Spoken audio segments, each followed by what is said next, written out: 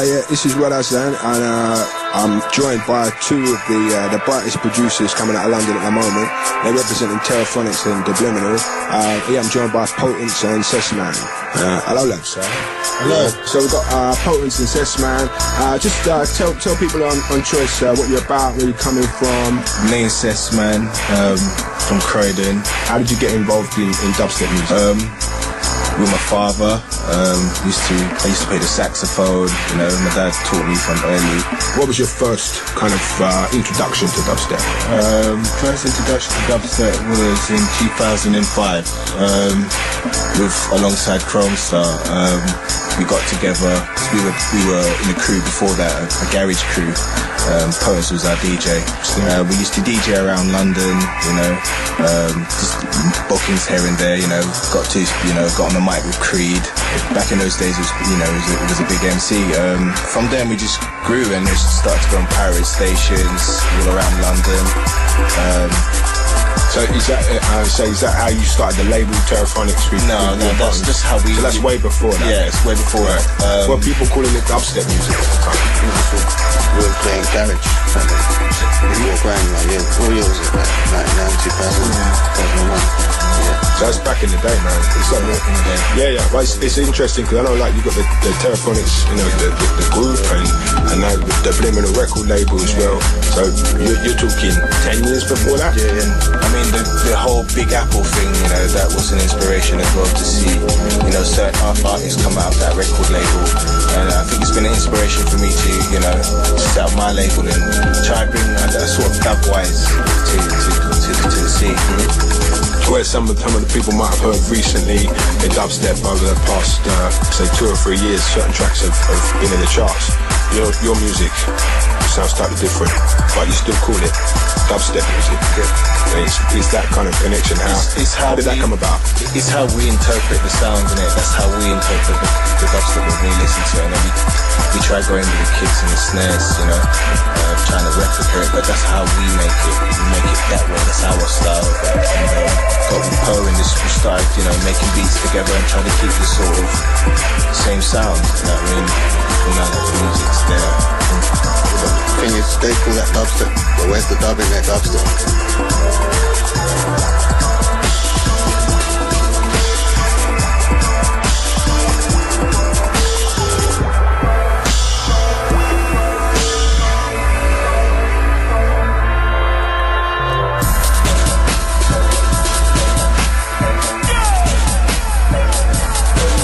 Your choice for dubstep. This is London's choice.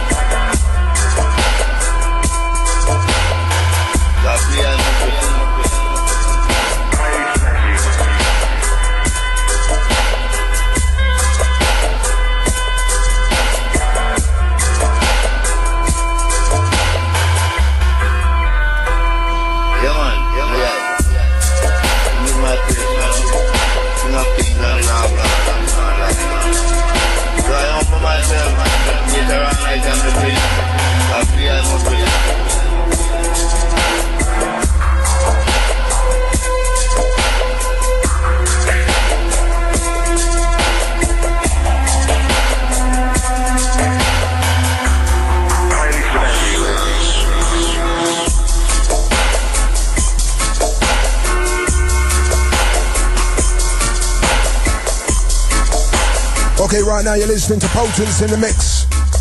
Repping Subliminal Records.